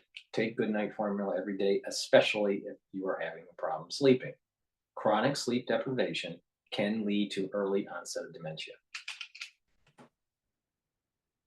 And when you're not sleeping properly, your cortisol levels are too damn high, and so your immune system is down. So you get sicker more often, and you age faster. please go to my store, the-studio-reykjavik.com, and get the deodorants that I have. I partnered up with Rainbow Herbals, and we have the citrus deodorant, and we have the peppermint, lavender, and tea tree. This has no aluminum in it, no baking soda in it. It's all natural ingredients from the Himalayas, and it's a dual purpose product. You use it as a deodorant, but it also will help to detoxify your body. So please go to my store, the-studio-reykjavik.com, get the deodorants for males and females, use it every day, get a couple bars for your household. So let's see what they're saying about Milton.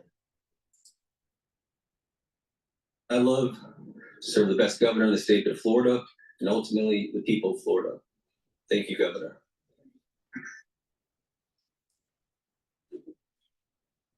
So we're bracing. What we know we're going to get hit later tonight or early tomorrow morning. It is going to bring a lot of ferocity. It's going to bring a lot of hazards, a lot of damage. You still have time to make the decision to ensure your safety. You do not have to get on the interstate and drive to Georgia. You don't have to drive to Pensacola. You can go to a local shelter, which would be likely tens of miles away. We also have now these state shelters. There's massive, massive amounts of room in all of those shelters. You ride it out for a night. The storm's likely going to be gone on the east coast of Florida by tomorrow afternoon. You're going to obviously have first responders and everyone on the scene immediately and doing what they can. But you're going to be able to get back. You're going to be able to resume your life. But just make sure that you're putting yourself in a situation where you can safely weather the storm. So you still have time. Time is running out. But if you make that decision now, I think you'll be glad you did. Yep. A lot of people are choosing to stay in Sarasota, Charlotte County. What's your message to those people that are choosing to stay in their homes? Well, if you're not in an evacuation zone, I would imagine there's a lot of population in some of those areas. You know, like Kevin said, if you're going to hunker down like that, you're basically going to be, if you're not in a flood, you're basically going to be concerned about the wind. And this is a strong storm.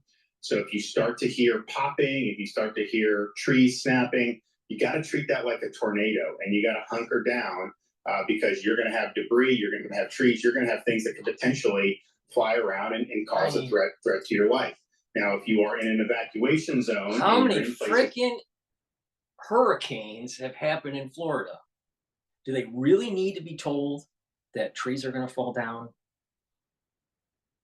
Electric lines are going to be snapped? Really? That's what I'm talking about. We're run by a bunch of idiots, and he's a highly educated Yale guy. Let's jump into Bloomberg here and see what they have to say. Don't adequately consider what I call stack value is you are trying to build and upgrade your grid for more renewable resources, greater electrification. That is, they have to have more capacity, and at the same time to build them back more resiliently. Those two things, when you think about them as a stack value, it becomes more understandable, more digestible. Estimates for undergrounding, it's very expensive. Ford and Power White has a particularly extensive undergrounding program underway right now. But you know, it's $1 million to $2 million, depending on which part of the country you're talking about, to underground lines. And most of the lines that are overhead and cause most of the problems are ones that run up and down city streets, commercial areas, that kind of thing. And even in the best case, whether they're hardened or not, you know, oftentimes in major hurricanes like this, it's not just trees toppling on lines, but it's flying debris, hitting poles and lines and things like that. So an event like Milton is particularly problematic, but the increased investment can certainly help. Hey, Mike, thanks so much for joining us. Really appreciate getting your insights here. Michael Sullivan, he's energy and utilities consultant for PA Consultant. They're based down in Annapolis, Maryland there. So again, the hurricane barreling towards the west coast of Florida. John Tuck and I read the book, The Grid. So we consider ourselves. Oh, you did? Wait, we're you experts now. We're ready. All right, fine. The technology interesting. Oh, yeah. And you're like, really? I mean, can't be doing anything. But as Mike Saul was saying, new stuff gets built on the underground. So, prayers out to our good friends in Florida. This is Bloomberg. Please go to my store, the-studio-reykjavik.com, and get the nattokinase. This is synergistic with omega-3. What nattokinase does is it helps to break up clots because it's fibrinolytic, but it also helps to bring down LDL levels and increase HDL levels. So it helps with your cardiovascular health. So please take nattokinase every day. I've added this to my protocol. So please, it's important to really focus on cardiovascular health and fitness. All right. Some of the major diseases of the United States: cardiovascular disease, diabetes, and diseases that are related to lifestyle, like pulmonary diseases because of smoking or whatever. By changing your lifestyle and doing proper supplementation, you can improve your health. So if you want to live a vibrant life, you increase the probability of that when you sleep properly, exercise properly, do balancing exercises, challenge your brain, talk to people in the real world, do mindfulness or some spirituality to calm yourself, because dealing with mindfulness and even like stretching exercises and breathing exercises, you're activating your parasympathetic nervous system. So you're calming your system down. And by doing that, you're reducing the cortisol levels. And you're reducing the amount of insulin that you need. And you're reducing inflammation. So if you do this on a daily basis, you're actually healing your body. Proper supplementation gives you all the nutrients that you need. And like I said, these 3 pillars: neutralize pathogens, soak up those free radicals, bring down inflammation, and you add stuff to that, and you can really, supercharge. Again, everything I sell on my store, right, I use for the supplements. So ubiquinol is something that I've been taking for many years. All right, it's CoQ10, the active form for CoQ10. It's a very high quality product. Now, why do you need to take CoQ10 or ubiquinol? Why? Because it helps to build up your energy levels, helps to improve your mitochondrial health. It's an antioxidant, and it helps to improve your neural health. Very important as you get older. So please, it's synergistic with many of the things that I talk about, such as C60. So please get the ubiquinol, take it every day. It's a component that has been in my anti-aging protocol for many, many, many years. And, you'll see the benefits too, especially when you stack it. And I tell you how I'm stacking it. So, take it with the C60 or take it with the NAD+. NAC brings up your glutathione levels, another pathway to soak up free radicals, synergistic with C60. All right. And also synergistic with ubiquinol. All right. Because they're antioxidants, but in different ways, in a different pathway. In addition, it helps to detoxify your liver and your kidney. And NAC will help to reduce or mitigate anxiety. So when you're reducing anxiety, you're also bringing your system back into parasympathetic. And when you're bringing your system back into the parasympathetic mode, you're reducing cortisol levels, reducing the use of insulin and all this stuff, and you're bringing down inflammation. And you'll have better mental acuity because you don't have this anxiety. So please take NAC, boost up those glutathione levels, soak up those free radicals, detoxify your liver and kidney, and reduce or mitigate anxiety. Get yourself into a parasympathetic mode. NAD+ helps to increase your energy levels, and it helps to heal your DNA damage. When we get older, our DNA damage accumulates, and it's harder to repair. You need NAD+ as a supplement to boost that capability to repair DNA damage. Really important when you get older. In addition, it helps to improve neural health. Very important as you get older. So please go to my store, the-studio-reykjavik.com, and take NAD+. It is synergistic with ubiquinol NAC C60. And lastly, vitamin K2 MK7. Vitamin K2 is really important for your bone health, for your joint health, you know, because it helps with the cartilage, it helps with the ligaments, it helps with the tendons. In addition, it also helps with your cardiovascular. It's synergistic with D3.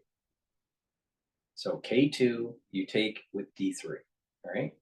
So please go to my store, the-studio-reykjavik.com, and get the vitamin K2. All right, what's going on with Boeing? They're skilled employees, right? So they're hand making aircraft, right? And you would have to if you decided you were going to backfill and train some, you'd have to have people on hand to train the new people coming in to make an airplane well. It's impossible to replace them. And now I think we're in this game of chicken, right? Where like we've talked about previously. Boeing's potentially going to have a downgrade, but look, I think the downgrade doesn't matter as much anyways, right? It's just a credit rating. You can get it back later on. This is the recovery of this company. Cash is dwindling. They have a lot of airplanes sitting in inventory. They need to get back to work. And I think if the workers can find a way to hold on, I'll tell you, this is a major problem because Boeing is a major aircraft company. Major manufacturer in the United States and part of a war effort. If they go belly up, you got a problem for your military industrial complex. All right. Now, yes, the military industrial complex is, an evil empire. And you know how I feel about the national security state. It needs to be truncated. But we need good manufacturing, especially if we're going to have a war with China. So these strikes and the quality issues that they have is a risk factor on the military prowess of the United States for a war effort. So pay attention. This seems like, oh, it's no big deal. It's just Boeing and strikes and blah, blah, blah. No, it's related to our ability to project ourselves in Asia with a military conflict with China or even a military conflict with Iran.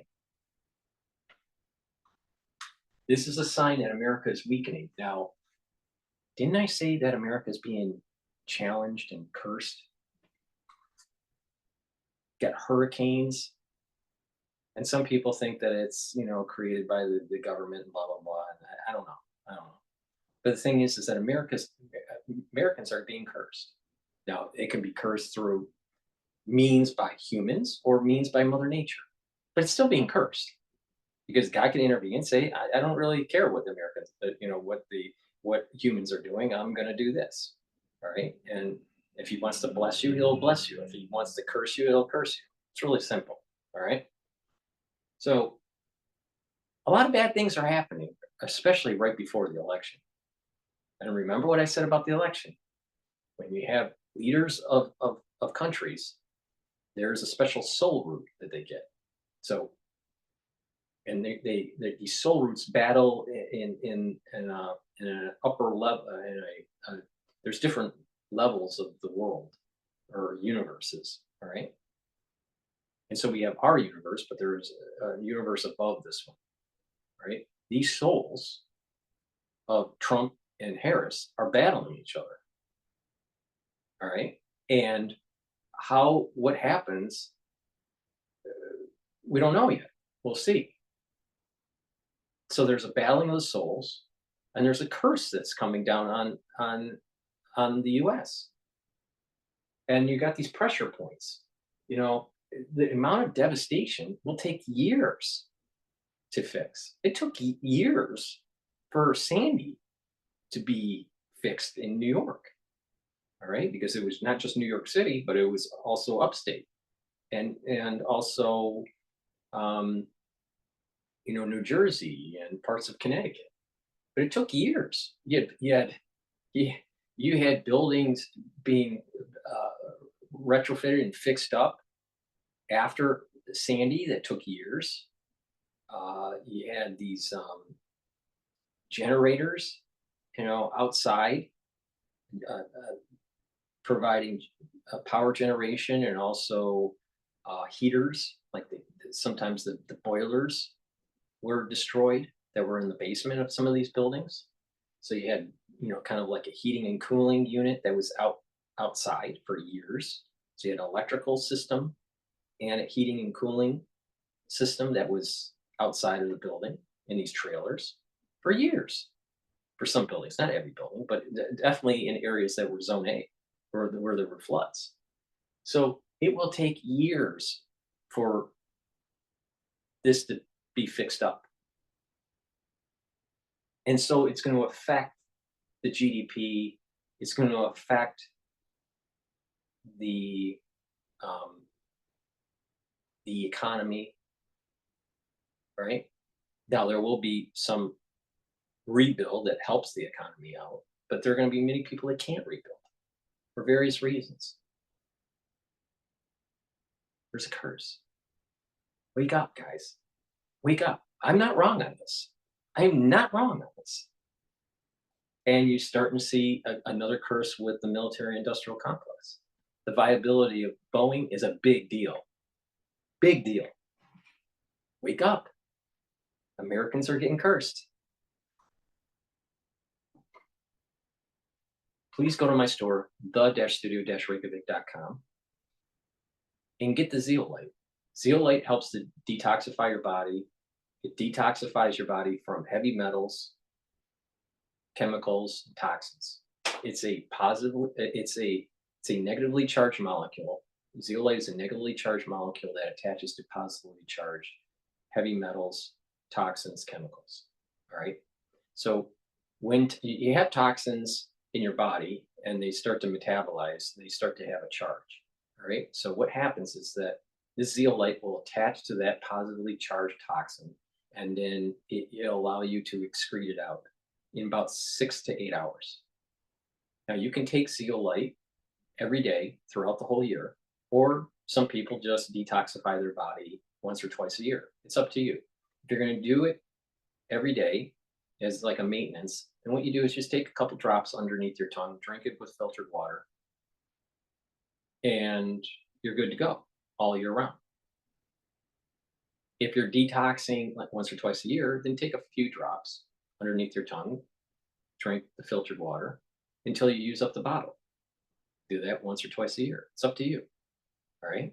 But you can take this all year round. Now, what's important here is that you need to stop ingesting the poisonous foods and the poisonous water that's in our environment. All right. Filter your water. The water has many chemicals and toxins and heavy metals that are bad for your body. So filter your water. Now, what I do is I use a 5-level filtration system called Zero Water. I've been doing that for 2 decades. So please make sure that you filter your water. Extremely important. Then the next step is stop eating processed foods and bad quality food. Then start detoxifying your body. There are many ways to detoxify your body through colon cleanses and taking things like zeolite. By taking zeolite, it's going to soak up those toxins, heavy metals, and chemicals, and you'll be able to urinate them out. And you have stopped the ingestion of these things. Now, there are some chemicals you may be breathing in, or that may be in your cooking wear or on your clothing. You're always going to be exposed to somehow, some way. Well, if you just radically reduce your intake of these chemicals, then what will happen is that your body is going to be filtering it out with the zeolite. You're not ingesting as many, so the concentration of these chemicals and toxins will start to diminish over time in your body, And what you'll notice is that your endocrine system is going to start to go up. Your endocrine system is going to be better, and your immune system is going to get better. You're going to feel healthier and have more energy. You're going to have less free radicals because of these toxins you're getting out of your body. Will you get all toxins out of your body? No. But you can radically diminish the concentrations by filtering your water and eating properly, eating high quality food, and doing detoxification methods like taking zeolite and colon cleanses. All right. So it's really important now for individuals, especially if you're elderly and you're taking medication. If you're taking medication, talk to your doctor first and tell them that you are thinking about detoxifying and getting heavy metals and chemicals out of your body. And you're thinking about taking zeolite to be able to bind these toxins. Your doctor is probably going to have to increase your dosage because zeolite might bind to it depends on the medication, but it might bind to your medication and bring down your concentration levels. So the doctor might have to increase your concentration levels to have a better baseline, a baseline concentration level. So, or an adequate concentration level. So if you're on medication, talk to your doctor first before you take the zeolite, because you don't want the zeolite to bind to your medication and you're urinating out more of your medication at a faster rate. You don't want to do that. So just talk to your doctor first. If you're not on medication, get the zeolite, start your detoxification. It's really important to maintain that and improve that endocrine system and improve that immune system. Very important. Zeolite, this zeolite is very good, very high quality. So please go to my store, the-studio-reykjavik.com, and detoxify your body with zeolite.